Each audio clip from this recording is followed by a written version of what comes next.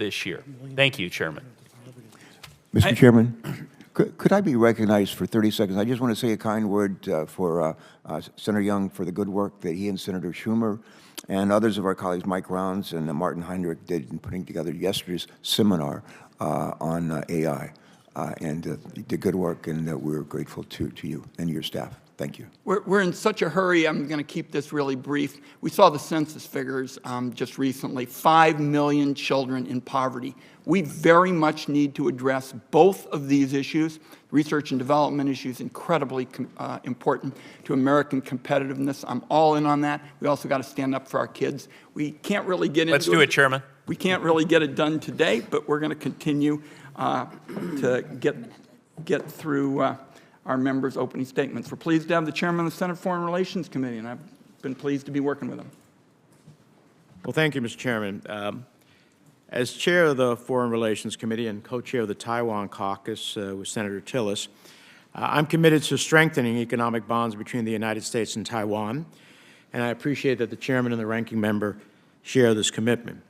As such, I intend to vote in favor of the bill today, even though I have deep concerns that this legislation alone is insufficient. While a treaty with Taiwan is not possible given its status, we can and should insist that the U.S. and Taiwan conclude a binding tax agreement and that Congress approve it. The Taiwanese want an agreement because it bolsters their legitimacy and because the absence of one will hamper their ability to conclude agreements with other nations. Our businesses rely on agreements for certainty and dispute resolution that are unattainable through changes to domestic tax law alone. And as senators, we should insist on congressional approval rather than delegating more authority to the executive branch.